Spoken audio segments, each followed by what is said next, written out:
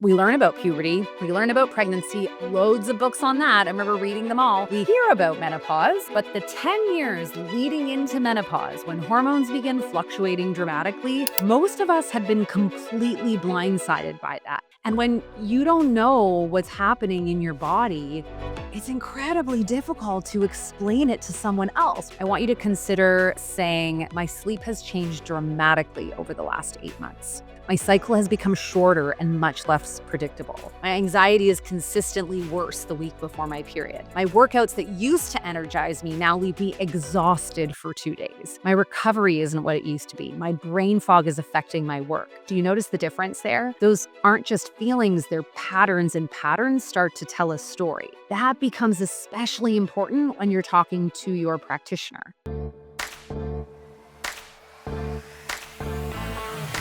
Hey there, I'm Bria, and welcome to the Period Whisperer podcast. If you're over 35 and ready for real answers about your hormones, you're in the right place. Hit subscribe and stay with us. Hey there, sister. Welcome back to the Period Whisperer podcast. How are you feeling in your body today? I want to tell you that I've been thinking about something. One of the hardest parts, I think, of midlife isn't actually the symptoms that we have, right? Whether when I ask you what you're feeling, you're saying I'm exhausted, I'm frustrated, I'm stuck, I'm anxious, whatever you might be feeling, I'm hot. It's not the brain fog. It's not waking up at 3:17 in the morning every single night. It's not the weight that suddenly seems impossible to lose. It's not feeling anxious over things that never used to bother you. I think one of the hardest parts is not being believed when you finally find the courage to talk about it. It's sitting in your doctor's office trying to explain why you don't feel like yourself anymore, only to hear your labs look normal. This is normal. Go home. It's trying to explain to your partner every time you're crying more, sleeping less, don't want to have sex anymore, forgetting simple things, or feeling completely overwhelmed by responsibilities that you've handled, probably alone, for years. It's talking to friends who say, well, maybe you're just stressed, or welcome to getting older. This is what it is. And after hearing those responses enough times, something begins to happen. You stop trying to convince everyone else, but even worse, you stop questioning yourself. And maybe I'm making this into a bigger deal than it is, we say to ourselves. Maybe I'm just getting older. Maybe I'm not handling life as well as everyone else. Maybe this is just who I am now. I have had these thoughts personally, and I'm wondering if you've had them. I'm wondering if you're nodding along here. But I know that self-doubt becomes its own symptom. If you've ever found yourself there, I want you to know something before we go any further into this episode today. You are not imagining this. You are not weak. You are not failing. And you are certainly not alone. So today, after really thinking about that and digesting it and hearing it again and thinking about my own journey, I want to bridge the gap between what you're experiencing inside of your body and what everyone else sees from the outside. We're going to talk about why so many women feel dismissed during midlife, and why even the people who love you might not understand what you're going through. And most importantly, how understanding your body can completely change the way you advocate for yourself. Because my goal here on the Period Whisperer podcast isn't just for you to understand your hormones. My goal is for you to walk away thinking, I know what's happening in my body. I know what I'm feeling, and I know how to communicate it with confidence, because that changes everything.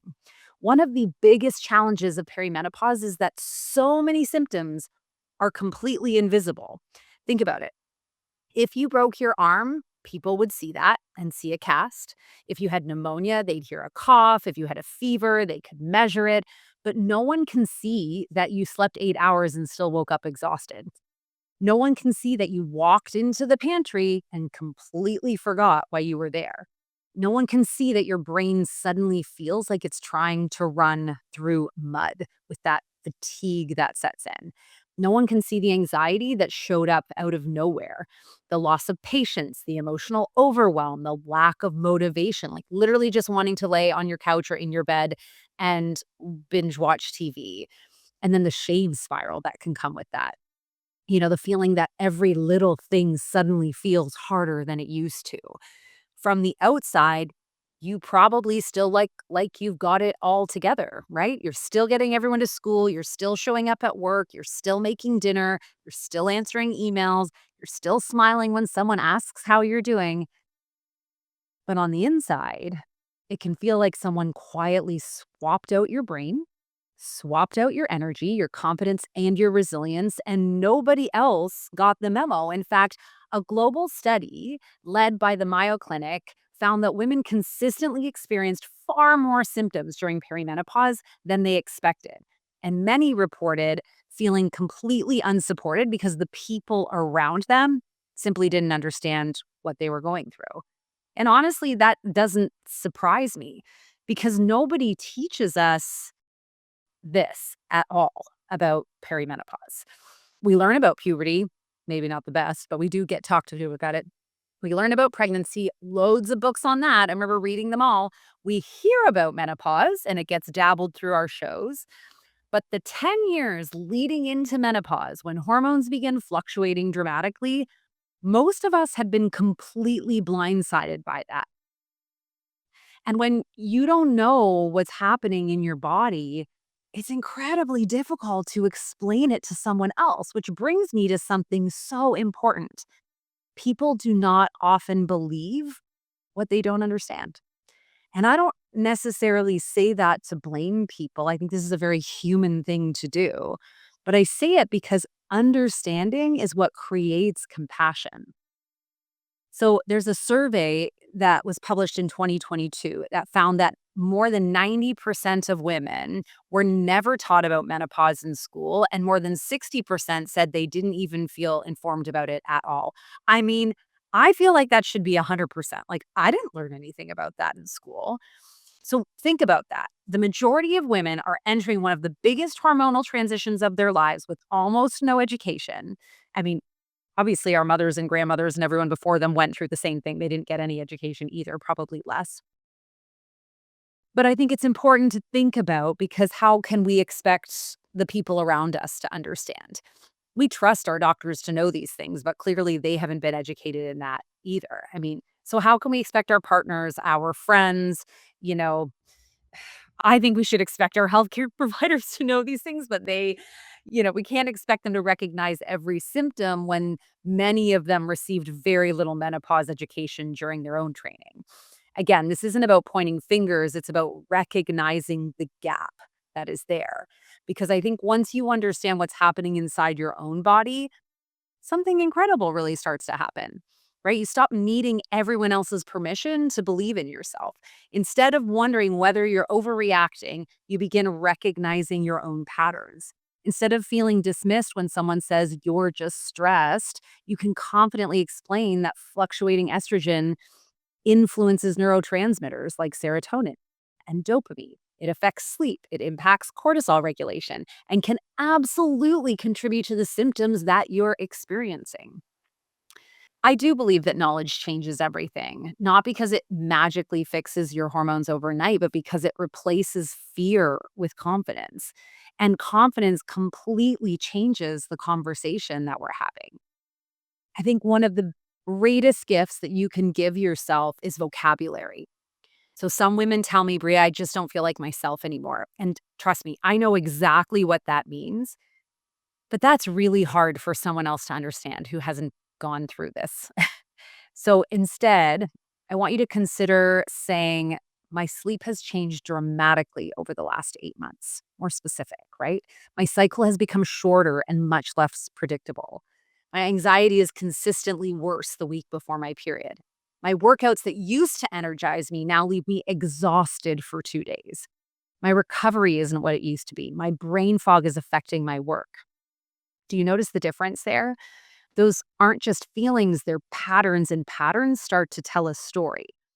That becomes especially important when you're talking to your practitioner.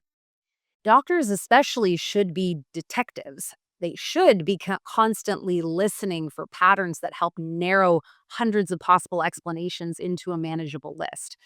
So when we walk in and say, I feel terrible, They don't exactly have a whole lot to work with. So instead, imagine saying, for the last 8 months, I have been waking between 2 and 4 a.m. in the morning and at least 5 nights every week. Even after 7 hours in bed, I'm exhausted by noon. My periods had become irregular. My anxiety is increasing. And I'd gained 8 pounds despite no major changes in my nutrition. Much more specific. Now you've given them a timeline. You've given them frequency, patterns, severity, impacts on your daily life. And as a practitioner, that's incredibly helpful clinical information. This is exactly why I spend so much time teaching women how the body actually works and how to listen and pay attention to their own body. Because when you understand your hormones and your nervous system and your gut and your thyroid and your metabolism and your detoxification pathways, your inflammation, your blood sugar regulation, you begin to connect dots instead of collecting random symptoms. You stop saying everything feels wrong, and instead you begin saying, here's what I'm noticing. Here's when it started, and here's how it's affecting my quality of life. That's an entirely different conversation. It's also one of these reasons why I believe community matters so much. One of the most healing things that can happen during this season of life is hearing another woman say, me too. Because validation doesn't heal hormones, but it absolutely heals that self doubt symptom we talked about.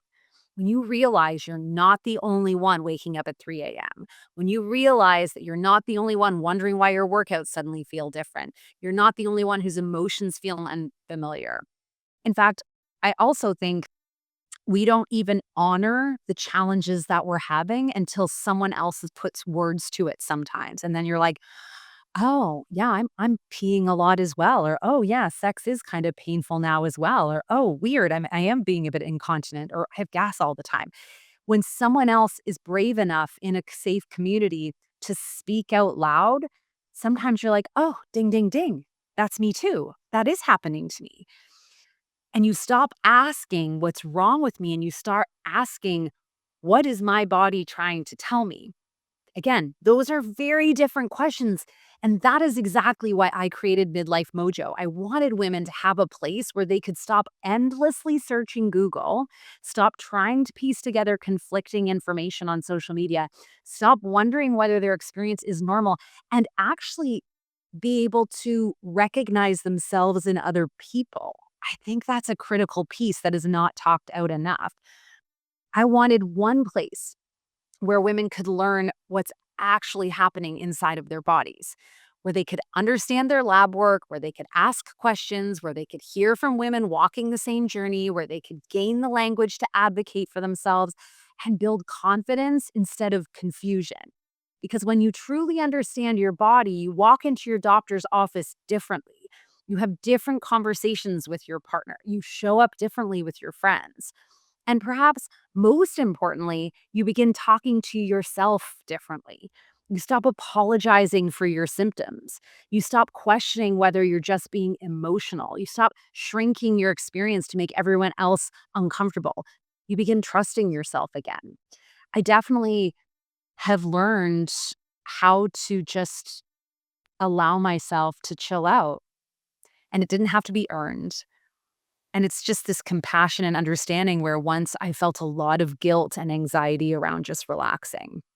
And sister, that is incredibly powerful because you don't need everyone else to understand your experience for your experience to be real. You don't need perfect lab work to know that your body has changed. You don't need permission to ask better questions.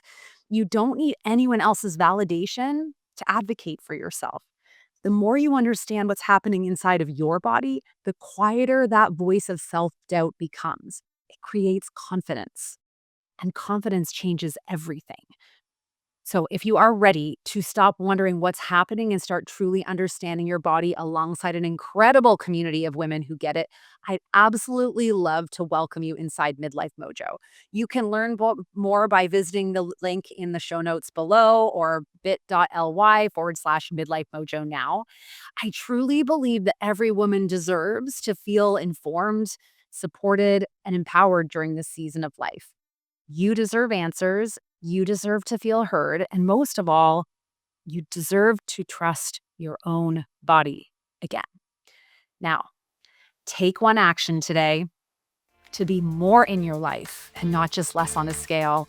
I will catch you in the next episode. If you're 35 plus and ready to stop guessing, start understanding your hormones, and feel your absolute best, hit subscribe. That's what we do here.